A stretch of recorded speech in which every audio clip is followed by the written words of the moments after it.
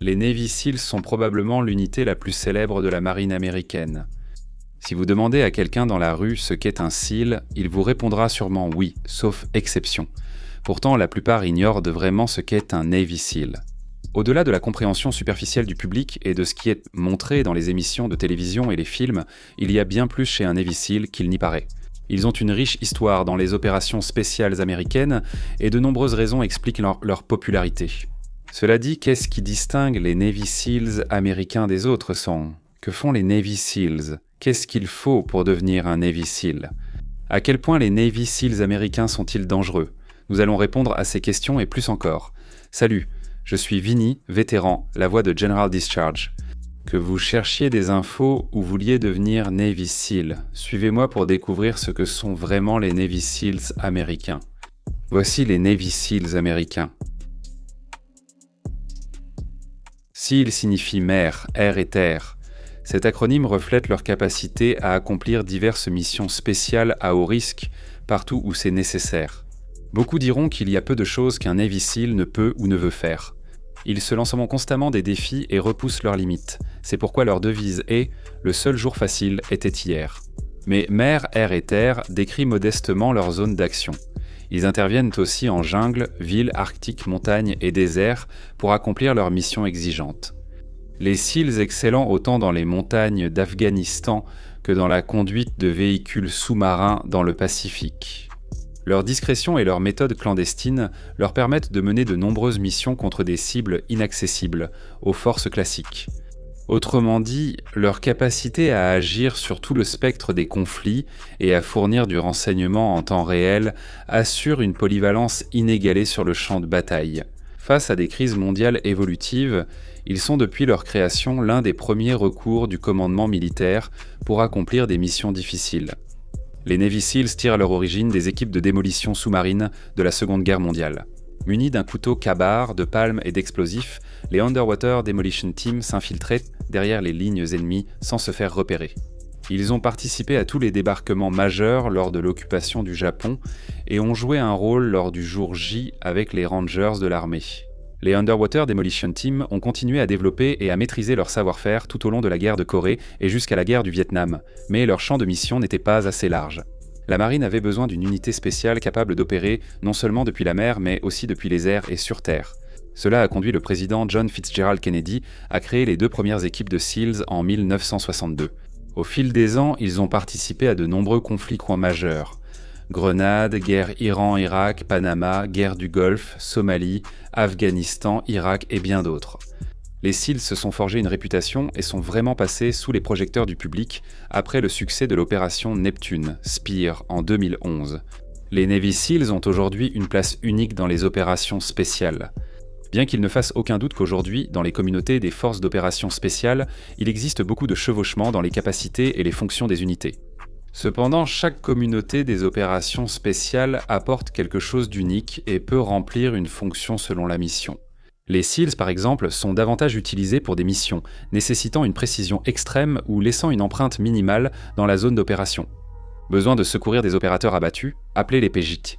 Besoin de prendre le contrôle d'une petite ville ou d'un aérodrome, appelez les Rangers. Mais si vous devez neutraliser des ennemis ou des cibles importantes, faut-il appeler les SEALs ? Mais parlons des missions spécifiques que les SEALs sont chargés d'accomplir. Naturellement, vu leurs compétences, on leur en demande beaucoup. Ils mènent des actions directes contre les ennemis, utilisant des raids, des embuscades et des assauts pour capturer et neutraliser les adversaires. Ils effectuent aussi des missions de reconnaissance et de surveillance pour collecter des informations sur l'ennemi et le terrain. Ils assurent également la défense intérieure à l'étranger en formant des alliés et des forces étrangères afin d'accroître leur capacité à répondre aux menaces. Et ils mènent la lutte antiterroriste en éliminant les menaces et en effectuant des frappes antiterroristes et des frappes préventives. Avec seulement quelques exemples, vous pouvez commencer à voir à quel point un Navy SEAL est compétent. Alors, comment mènent-ils leur mission ? Eh bien, les SEALs opèrent généralement en petites unités. Mais pour bien comprendre les éléments opérationnels des SEALs, il faut commencer par le sommet et descendre.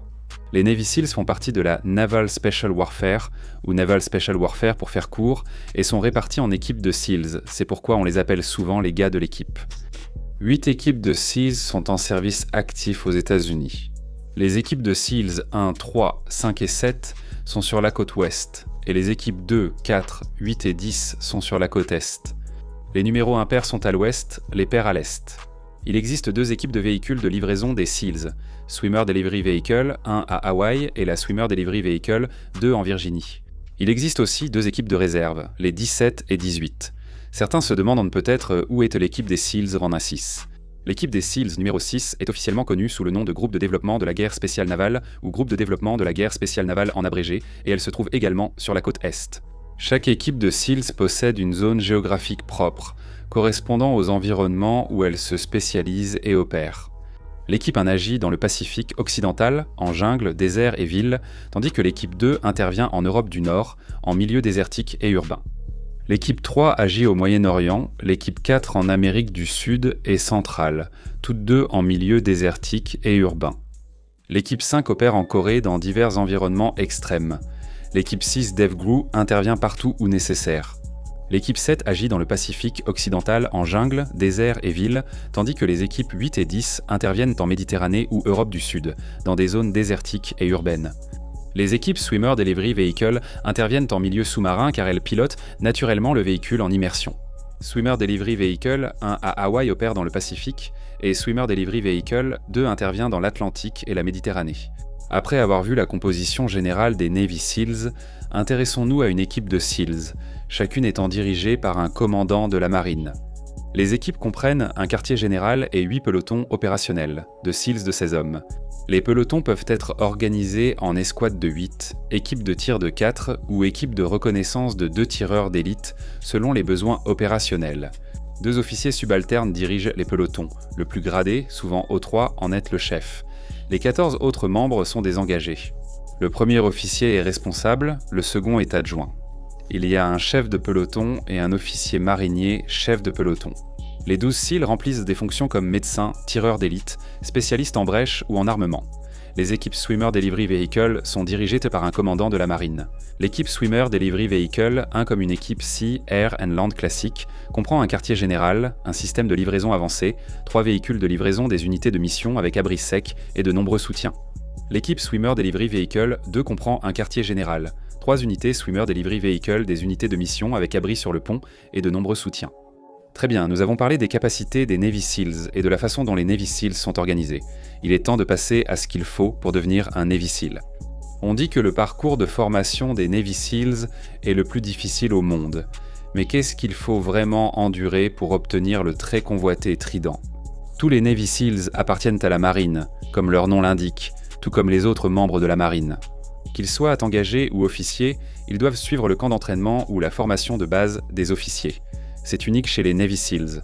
Le parcours de formation, c'est qu'ils ont à la fois leurs candidats engagés et officiers qui suivent le même parcours, alors que la plupart des parcours des forces spéciales font suivre des cours séparés à leurs candidats engagés et officiers. Après le camp d'entraînement, les candidats iront à la pré-BUD S à Coronado, en Californie, pendant quelques mois. Après la pré-BUD S, ils suivront un cours de 3 semaines appelé Orientation BUD S. Après l'orientation BUD S vient le BUD S, la véritable épreuve, signifiant démolition sous-marine de base. L'entraînement des SEALs.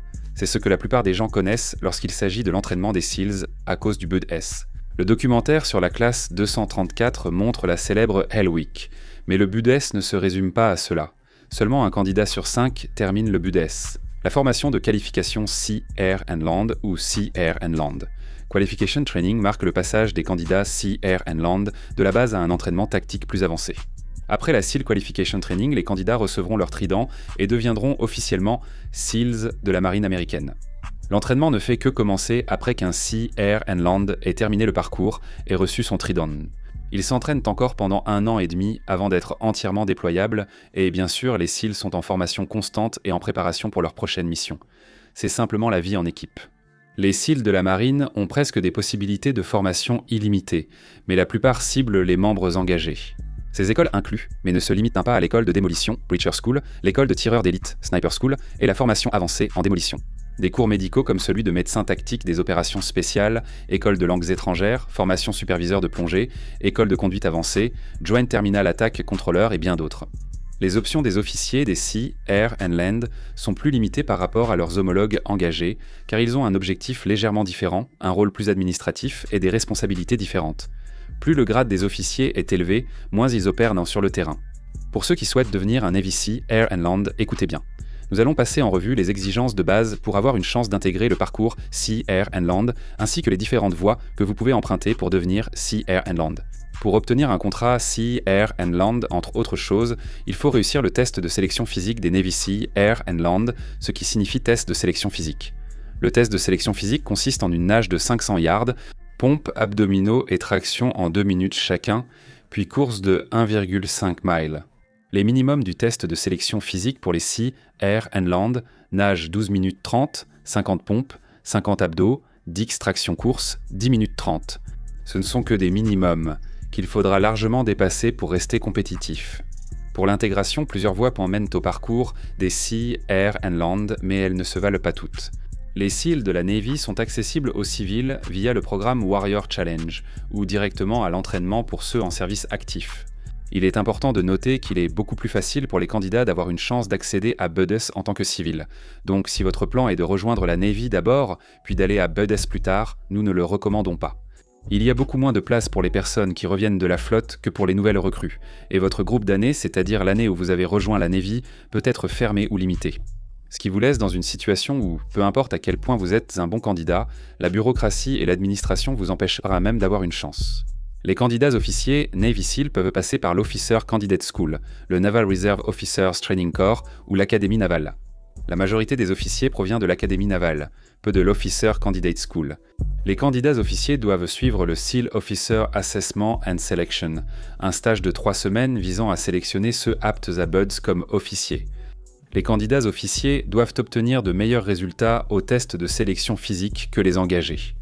Pour devenir Navy SEAL, il faut un entraînement intensif, c'est certain. Eh bien, voilà l'essentiel sur les Navy SEALs des États-Unis. Si tu as appris quelque chose grâce à cette vidéo, n'oublie pas de nous mettre un like et de t'abonner à notre chaîne. Comme toujours, merci de nous avoir regardés. Est-ce que tu veux vraiment être ici ? Tous tes amis s'abonnent à General Discharge et toi, tu ne veux même pas être ici ?